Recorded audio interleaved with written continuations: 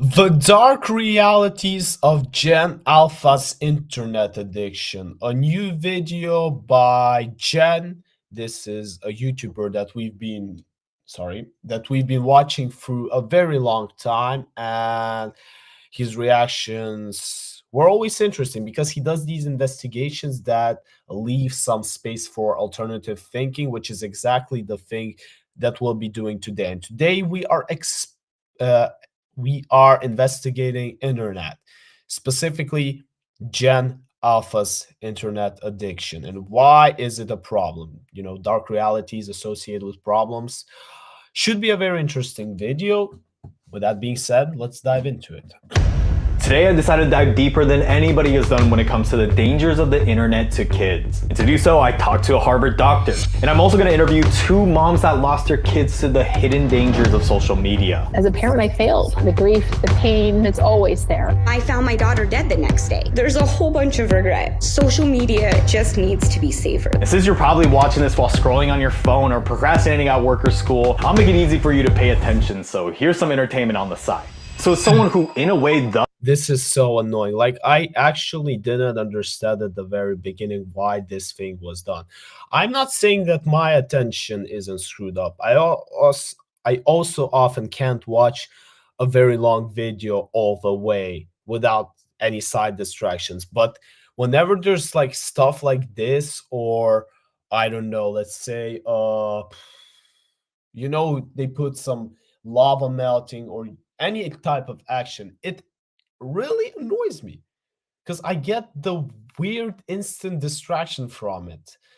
But yet, you see, for someone, it's just a way to keep attention on. does make a living monetizing your attention, I wanted to know, should and will the government do something? What are these hidden dangers? Take away, please. I can't watch this. Like I instantly feel bad inside because it's hard for me to understand what is happening on this. Of social media for kids and parents alike, and by the end I'll see if there's anything that we can do to solve this crisis. So let's start by asking parents who unfortunately lost their kids to the internet. Thanks for joining. If you could just kind of tell me who you are and what your story is. My name is Misty. My story is that I had a 17-year-old daughter. She purchased a counterfeit via Snapchat. Oh no. Oh no, I can see where it's leading to. The next morning, I found her deceased in her room. Since then, I've been raising awareness on the dangers of counterfeit pills and social media with kids and social media harms in general. Do you know any other parents who have been going through a very similar situation as yours? Oh yeah, our stories are all very, very similar. My name's Amy Neville, and I am the president of the Alexander Neville Foundation. The foundation came to be after we lost our 14-year-old son, Alexander, to fentanyl poisoning the summer of 2020. What happened specifically? Like, I just don't want to go like deeply right now into searching the cases on my own. Like, why did they die? I hope they should explain this. I hope they will explain this right now. Had a funky few days in June of 2020. I asked him, like, what's going on, dude? Fentanyl. Wait, I need to Google this term. I'm sorry. Sometimes I don't know everything. These like this happen. Oh no, give me the English meaning, man. I have these French settings that I need to change. Is a potent opioid drug approved by the Food and Drug for use as an pain relief. Okay, I think I got where it's going to. I even asked him if he was using something, and he said no, but he did come back to us and he said, okay, I got to talk to you guys. He said, I wanted to experiment with Oxy. I got it from a dealer on Snapchat. It has a hold on me. No, dealers on Snapchat. I mean, I don't use Snapchat, so it's really hard for me to comment specifically on this app, but I just found another reason why not to. Don't know why. I called the treatment place. He came home, he went to bed, and sometime after 9 o'clock, he took the pill that took his life. Like, death was not on the radar. Is this something like a regret that you kind of live with every day? Yeah, absolutely. I mean, how could I have known? Like, what could I have said after my daughter took that pill? Did she know something was wrong? Like, was she scared to come and tell me? And so she just went to sleep. There will always be a sense of regret, right? My number one job in life is to protect my kids. And as a parent, I failed. So it's, so that's always there. I actually like how the parents genuinely understand the problem that they did, and I can't even tell them anything badly because, well, I think I thought about saying this in the end, like not the end of the stream, probably at the end of the clips, but I'll say it right now to make it more clear. I think that we've entered, and now we're still in this stage of transformation uh, where internet and gadgets is something that will forever be a part of us, and yet the older generation isn't prepared yet that it's something that you should educate your children on, so to say. So for example, when the previous generations were younger, they were taught about the bad things that you get from drinking alcohol when you're too young, from using different drugs. And I kind of feel that we're at a similar stage with the internet. I'm not saying that internet is completely bad, but it's still a part of the life that will eventually be. So the children need to be prepared in order how to use it. It's even more powerful if you think about it than alcohol was to previous generations. Yeah, if there was something that we could compare internet to from the previous times, maybe I'll come up with it later. Right, the grief, the pain, the missing him, it's always there. So yeah, there's a whole bunch of regret. Social media just needs to be safer. That's really the bottom line. So what would you say are like the biggest dangers to the kids and the internet today? Definitely the drug situation. Everybody always thinks not my kid. There's not a drug problem in my house, so I don't have to listen to this messaging. But the reality is, drop that stigma. Whatever that we think we used to know about the war on drugs, drop that. These kids weren't out at a party. They weren't out running the streets. They weren't doing those things. These kids were on social media obtaining counterfeit pills. Social media has changed the game. And so we'll come back to this because just a few months ago, 60 parents launched a lawsuit against Snap, claiming their children died after taking illegal drugs sold by dealers on the app. When it comes to the internet and kids, it's not just parents that are taking action now. One of the country's largest adult entertainment websites has now been shut down here in Texas. Texas let's finish this clip and then I'll make a comment. sued Pornhub, accusing them of not following Texas law of checking users' ages properly and keeping minors from accessing bad content. And in response, they decided to block access to the site in Texas altogether. And just as I'm making this video, Florida just announced that they'll be banning social media for kids under 14. And so now even governments are taking action. The problem is exactly that I just stated before. We're entering this stage. And it's not only about internet. Social media will be there with us, even if we want it or not. And for all of you saying that,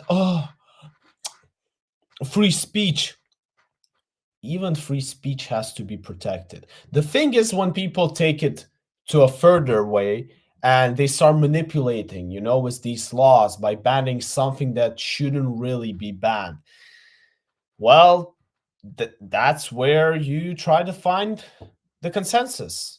Where do we actually limit? And obviously stuff like drug dealing or adult content access, that should be something that has to be controlled and limited. And again, if someone's going to talk about free speech, there is a reason why you're not allowed to vote, for example, until you're 18. I think it's in most countries 18. It's not because they're taking away free speech, but it's because it's usually determined that you're not yet responsible to take certain actions.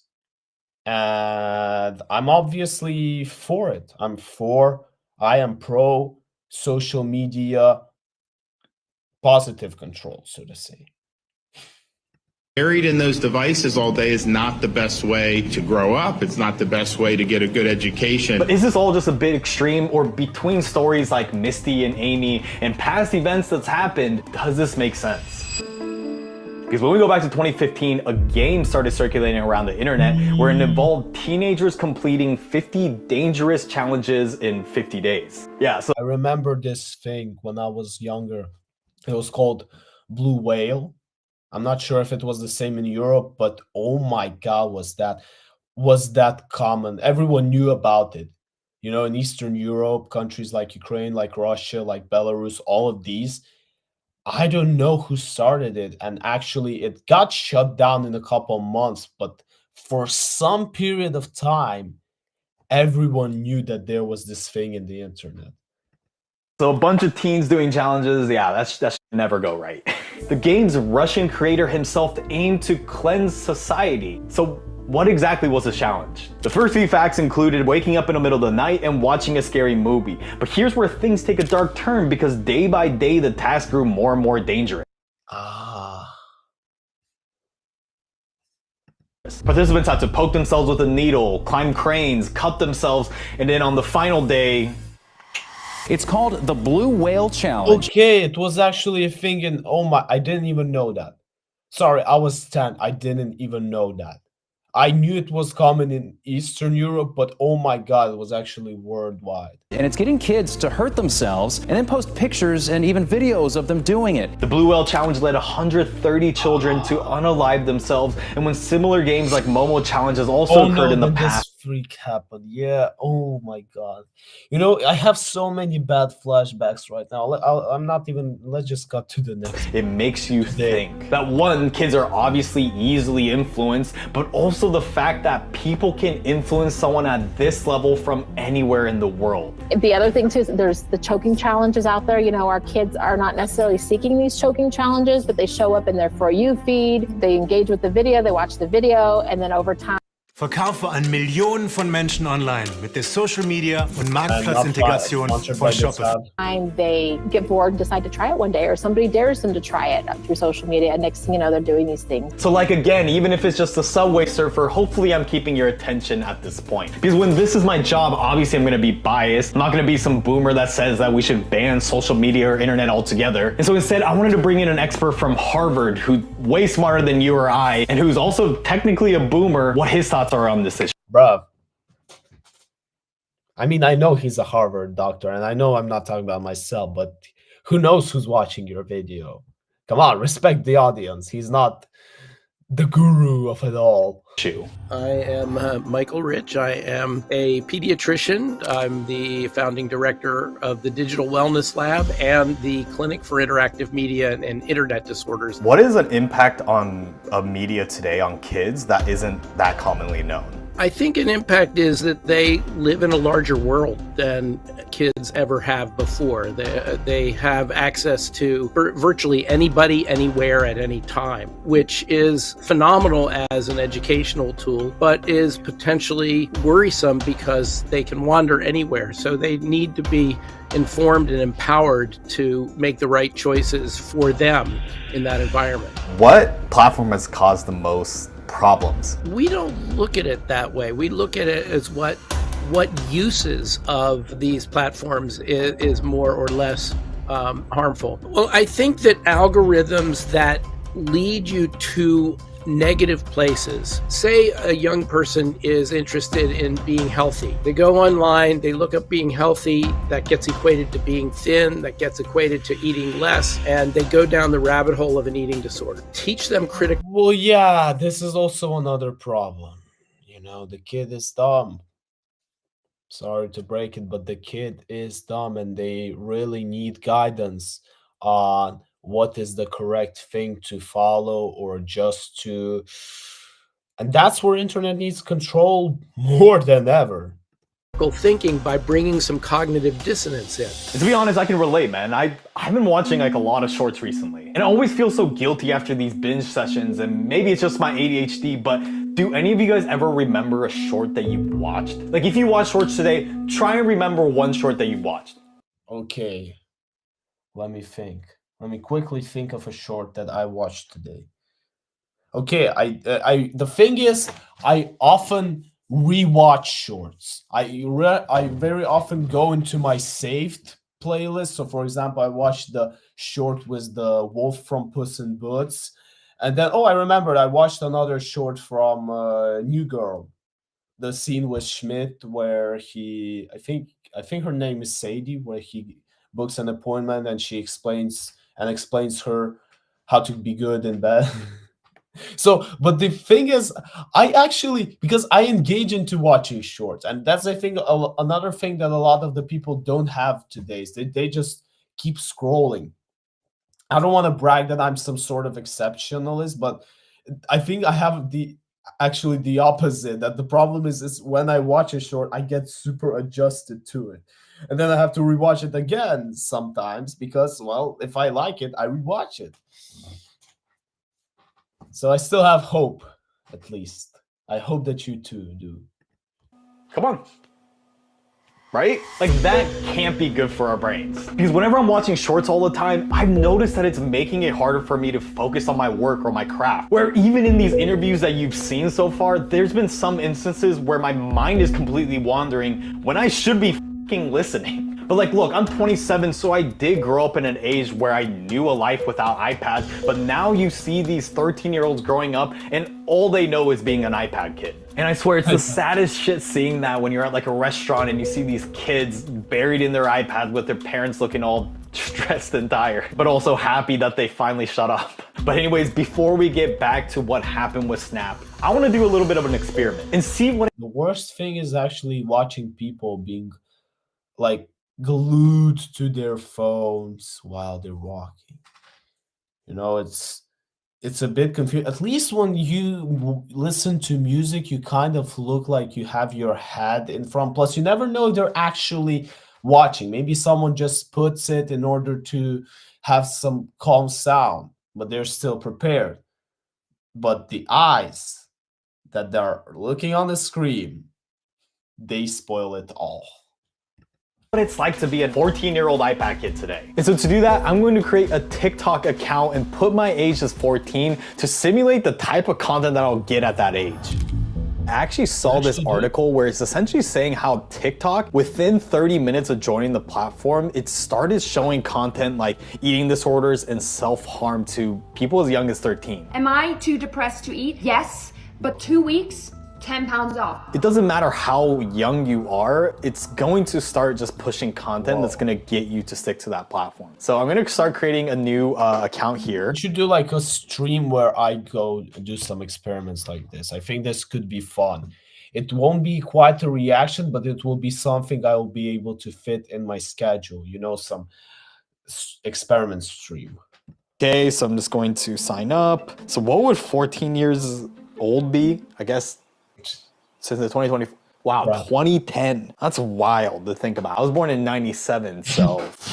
I love, oh my God. Brother is just torturing himself for us. Jen, we need you. So now I've been swiping for around like 30 minutes or so. Yeah, I can now see what's going on. It started showing a bunch of girls, but now it's really just, that's the only thing that they're showing. It's just a bunch of thirst trap from girls that I think a 14-year-old kid would like. The reason why I want to actually do this though is because I saw this video that essentially breaks down TikTok's crazy terms of service. Broken down here by Joe Rogan. This is from TikTok's privacy policy. We collect certain information about the device you use to access the platform, your IP address, identifiers for advertising purpose, device IDs, keystroke patterns or rhythms. So they're monitoring your keys. You know what's the funniest thing? I read it all. I read it all, particularly because I had a seminar in my class, and I didn't have TikTok before that. I had a seminar where people were complaining that 200 pages of terms and services is not correct because they put all the important information, but no one's gonna read it. I sat down. It wasn't 200 pages, but I read it all out, and I still registered for TikTok. But a lot of the people, they don't know what they're signing up for. They're just, give me that quick. And then, they started complaining that, oh my God, something is bad. Your signature is there, and you can't prove it that you didn't read it. It's the funniest thing to look at people complaining about something that they were supposed to read. There's a reason you need to accept terms and conditions, but nobody reads them anymore, unfortunately. keystrokes, which means they know every fucking thing you type. Wow. TikTok isn't like the only one that might be potentially selling their information, right? In fact, we know Meta, Google, all these different platforms are selling the data, right? That's the only reason why it's free. And what they do is they actually sell it to data brokers who will sell it to spammers, scammers, or literally anyone that wants data of these people who use the platform. But whether you're a 14-year-old kid or someone my age who actively uses these platforms, you can see how much like weird data out there is of you that you may never even know that you gave up. So enough playing a 14-year-old kid on. That's why you should always think of your action. There will be some things that you can track. You know, there will be stuff. I think this is actually a very good video. I'm going to send this to a couple of good friends and colleagues of mine, because it does explain. We've been having this discussion that this irresponsibility of people is now at the highest price that it could ever be, because getting access to someone is so easy that you won't even remember what specifically did you put there. And it's a huge problem.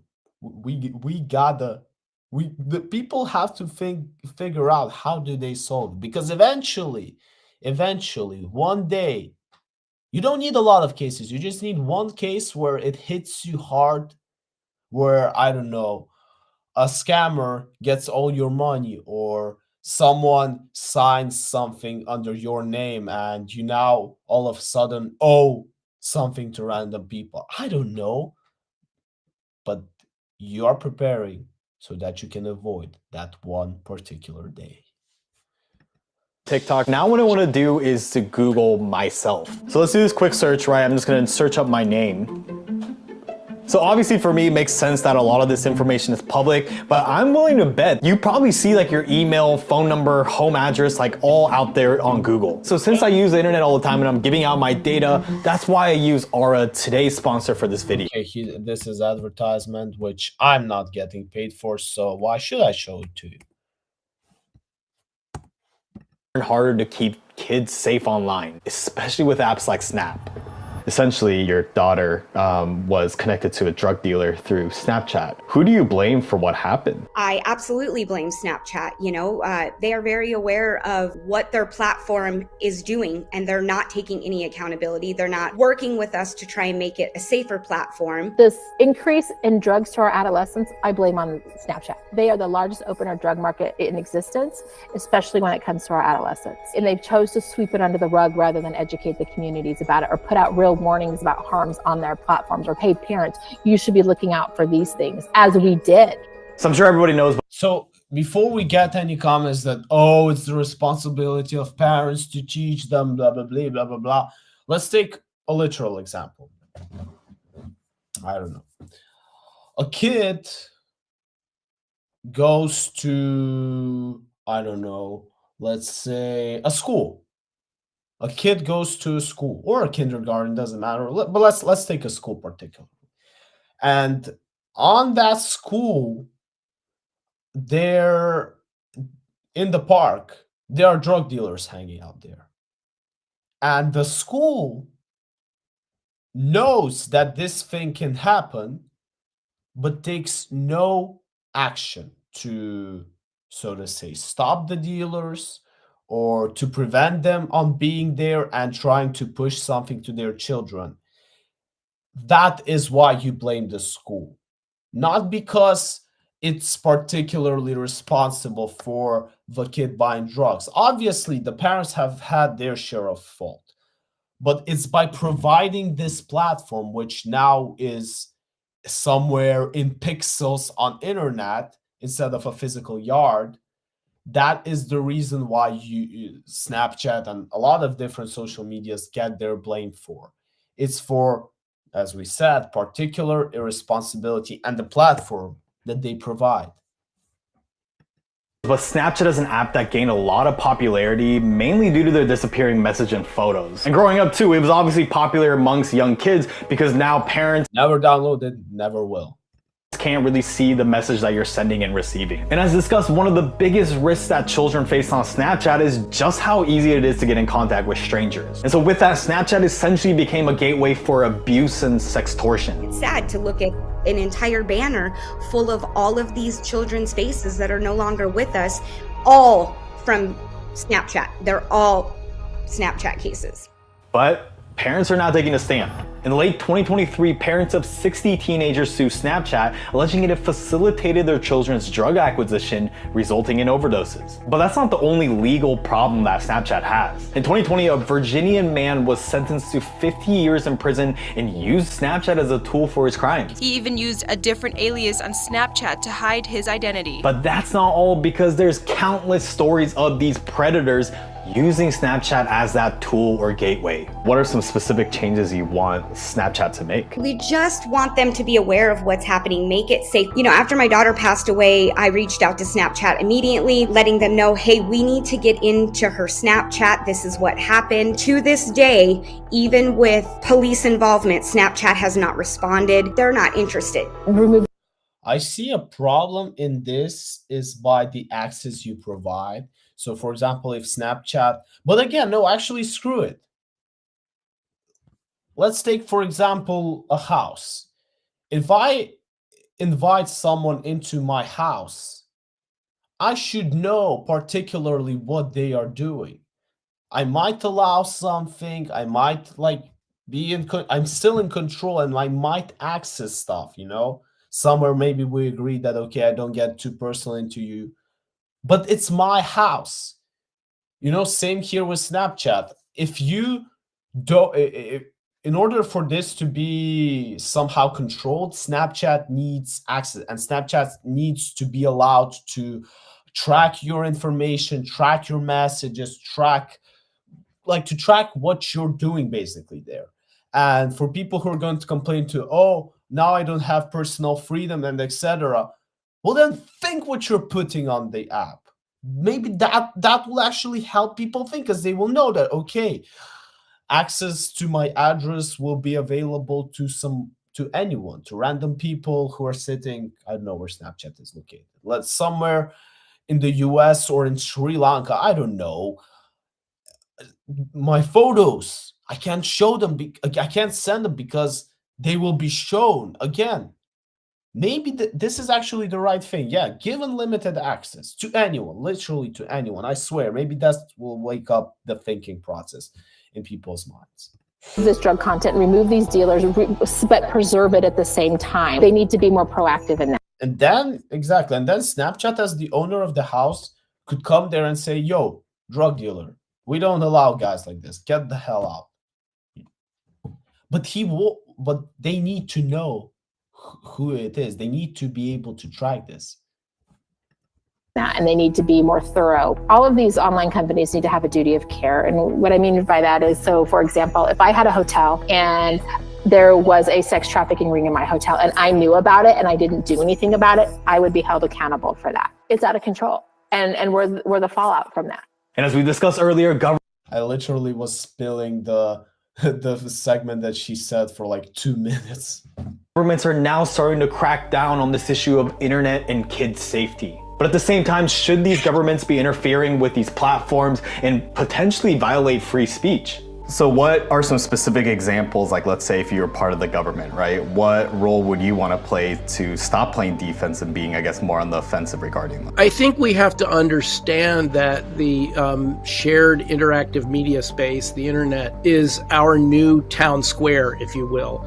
And so we have to develop a level of transparency about how it works and the ways that information passes and what kind of information passes. We have to figure out how we want our levels of privacy to be. It's too easy now for kids in particular, but for all of us to go negative, to be edgier and to divide us more. And we have this immensely powerful tool that can connect us and bind us together, and yet we're often using it to push each other away. And even though it takes years for governments to catch up to these types of things, there's a lot more attention now.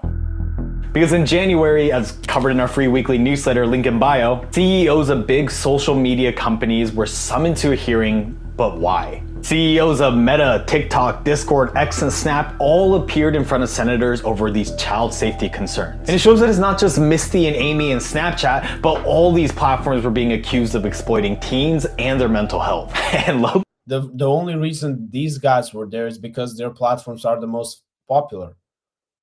But there's so much more social platforms, social medias, like, I don't know, some different websites. Literally anyone can be held accountable. The only reason these guys are particularly on that stand, well, I'm showing Jen, but you get who I'm talking about. The only reason they are there is because of their size. It's because how big they actually are. Key, Zuck was getting cooked. 37% of teenage girls between 13 and 15 were exposed to unwanted nudity in a week on Instagram. You knew about it. Who did you fire? Senator, this is why we're building all Who did you fire? tools. Senator, I don't think that's... Who did you fire? And I promise you that I'll talk about this at the end of the video, but Zuck was getting pressed about the underage kids on Instagram, as well as drug deaths linked to both Instagram and Facebook. And not to mention being asked about the multiple lawsuits against Meta for having features specifically designed to keep kids addicted and watching countless reel after reel without remembering shit. Okay, that's a bit different. That's a bit different. We're talking about, I think that's where we kind of differentiate. The building an addiction to your platform isn't really wrong. You know, it's a simple way to sell. And if you're selling a good product, if what they are doing is a good thing, you would want your kid to get addicted to reading books, right? To like learning stuff, etc. And obviously, Meta, TikTok, we're talking specifically about Meta, obviously, they really don't care about the good or bad. Most of them care about the money coming in, the viewers coming in, the growth that will come with it. But I'm not sure that this is the right way, the right thing to sue them for. That, wow, your product is too addictive.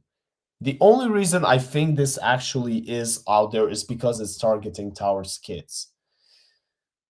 Well, we're gonna see how it's gonna go. What are your thoughts on the recent Senate hearing with the big tech CEOs from Discord, Meta, and then importantly Snap? I think that Mark Zuckerberg getting up and stating multiple times that there's no direct correlation between mental health issues and social media was crazy. I can't believe he even said that. I mean, everybody knows that's not the case anymore. I mean, I can technically get why he said it, because you can connect mental health issues to anything, genuinely. It comes from everything that evolves around your life. The thing is, why specifically we're talking about social media is because of how much time and how much energy it takes in each of our lives, to be fair. Like right now, you're watching me through social media. It takes time from you. So obviously, the things that you hear, the things that I say, they will affect something inside your brain. And I only hope it's in a good way. And then you've got Evan Spiegel out there saying that, yes, he supports the Cooper Davis Act, and yes, he supports the Kids Online Safety Act, but yet taking no action to implement any of that. So, he needs to implement that now.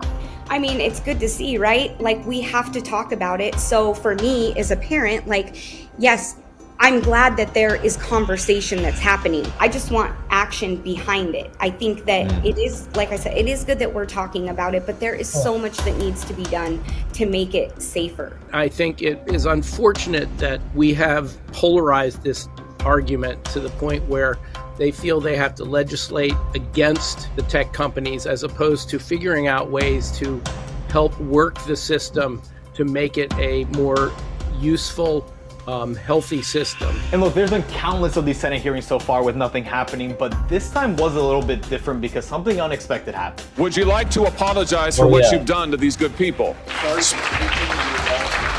So you can see he directly apologized to the parents, but is that good enough? Because just like Snap, his platform is at least part of the reason why these children died. But as we do on this channel, I'm gonna play the devil's advocate. Because are these kids' deaths really the platform's fault? Or is it also the parents? If I may like respectfully play the devil's advocate though, in that instance, is that really the platform's fault?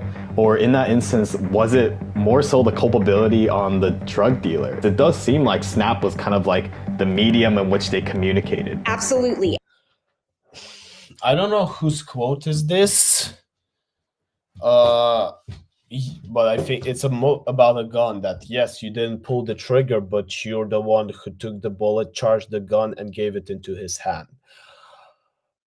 Yes, obviously that they were not the one mainly responsible, but they need to be held accountable for the specific platform. You can't push them for full responsibility. And this is a way where, for example, a certain lawyer can win a case, because eventually what is the judge who decides, is the juries who decide, and they're all people. You can play with their emotions, really. So you can show them that it's just, they're trying to destroy the good name of social media, who have this great goal of uniting all people around the world by making them blaming them for the irresponsibility of the parents around the world.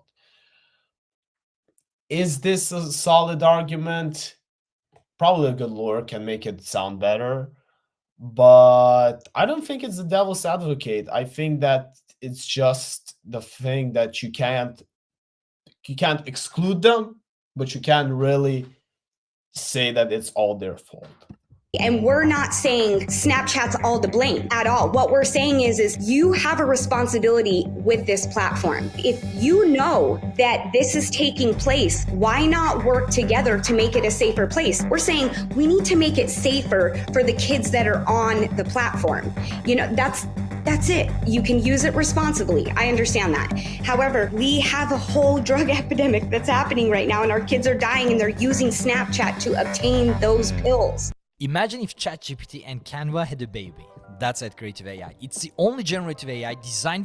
It's not Snapchat's fault my daughter died. The problem is we're coming to you and we're saying, hey, we need help making these changes to make these children safe and stop kids from dying because they're using your app. The kind of popular vernacular these days is to say that social media is like the root of all evil.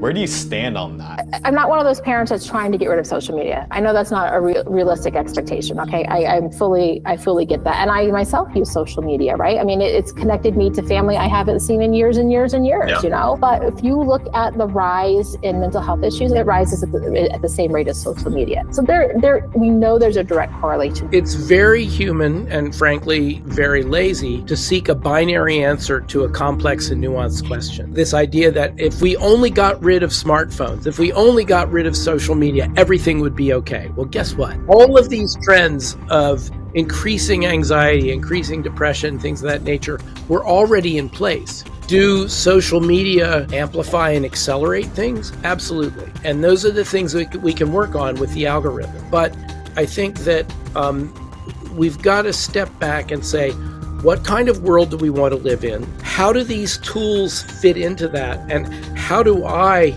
personally clean up my own space in ways that I want to see others do it? Because I hear this all the time of how social media is the cause of everything bad. Because isn't it a bit of a lazy excuse to just blame these platforms when clearly this issue is a lot more complex? And yeah, I'm biased because this is my job, shut up. But in all seriousness, when do we start looking at the individual and how they also use it? Because one way to look at it is that technology like social media is like a tool, right? And I'm not sure that we're not doing. Although, no, I was actually blaming people for not reading terms of service. So yeah, it's right. We have to look at it. Sorry for interrupting.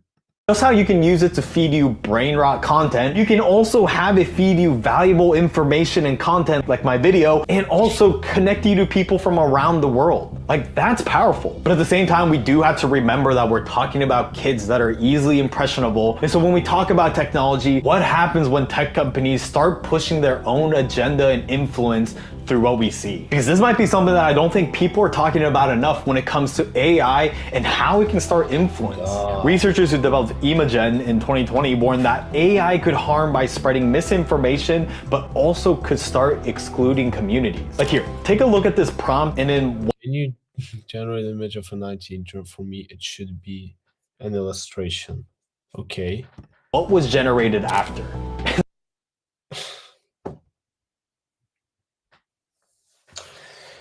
Do I need to comment on this?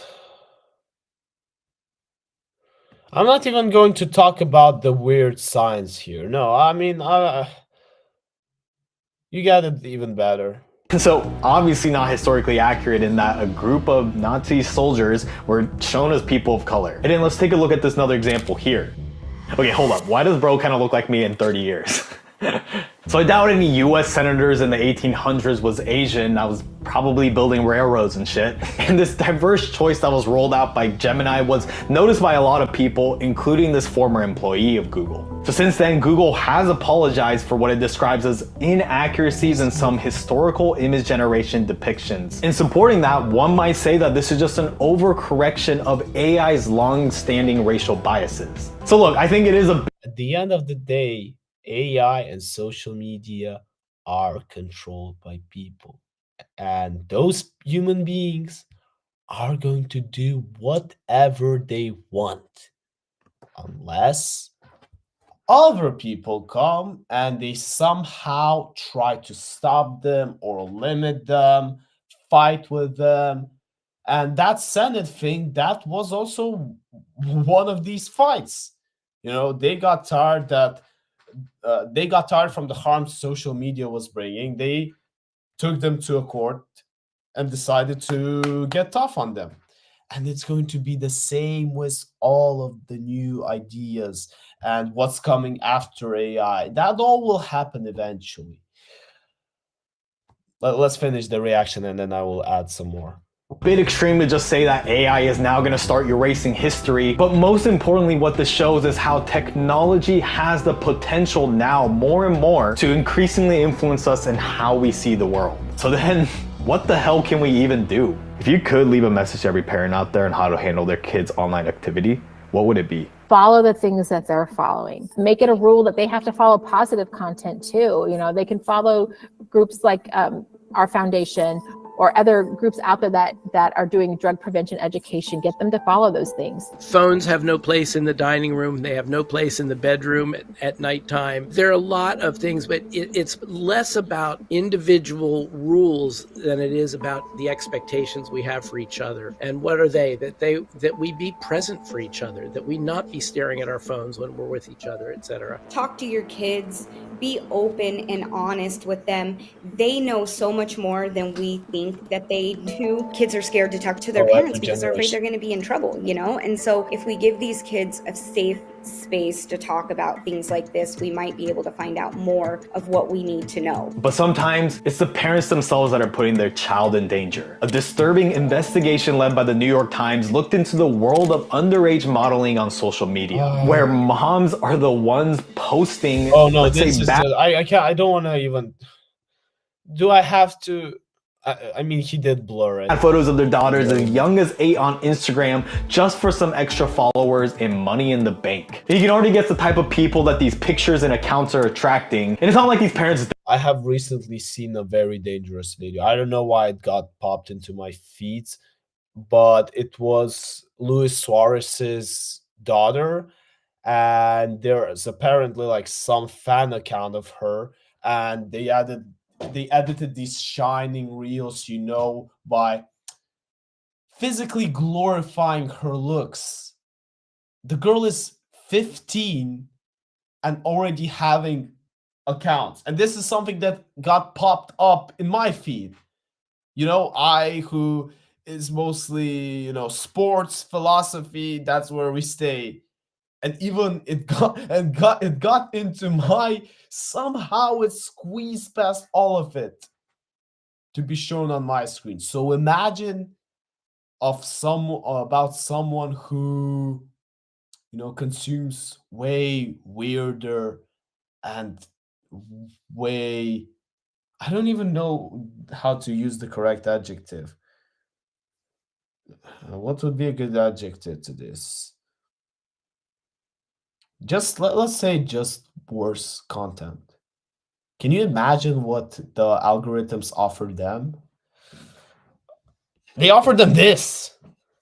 Don't know. So we can't even trust the parents or the platforms or the kids. Are we cooked when it comes to technology? They're not doing enough right now. And again, we keep hearing these empty promises. It's going to take lawsuits and legislation to really move the needle on any of this. And so we have to get through that long haul first. I'm going to be honest, if we don't see some very, very serious changes, I don't see it getting any better. Now that it's out there and now that it can be used in this manner, why would they stop? Social media will go on. I hope that it improves all the time. I think there will always be bad actors because we're human.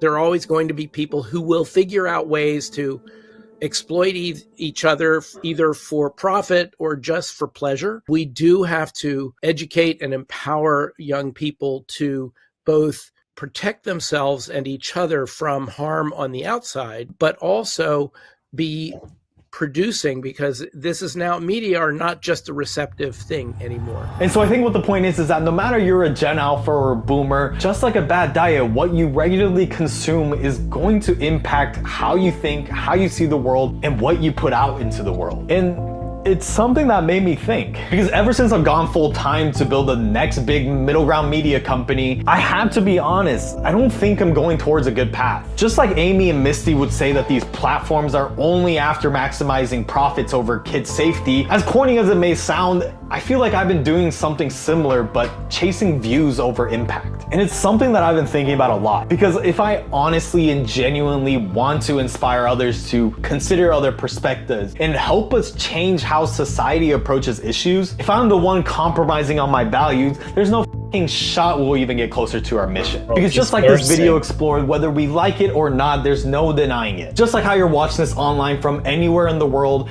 change starts online. And my aim is to inspire, not damage the next generation.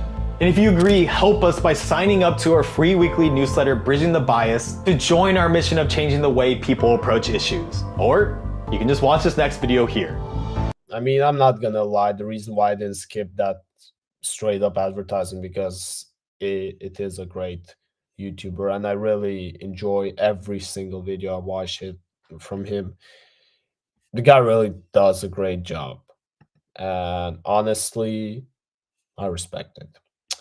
So, the moral of this reaction, I said I'm not going to stay for longer than an hour, but here I am, almost spending an hour. Moral of this reaction. Think. Yes, I've said this a lot, but think. Think about what you're doing, because there's not a lot you can actually control. You can't control everything. Some things are going to eventually appear that you weren't prepared for. So at least try to, know or to think about the things, sorry for my tautology, about the things that you have some control for. Internet is like everyday life. Every action we do, every step we take leads us to our next one. So guys, be smart. So zynovii7, we had a great reaction from Jen. In any case, if you like this video, you know what to do. If you disliked it, you know what you do. If you want to write a comment, always welcome, especially if you disliked it. With that being said, I will see you in my other reactions.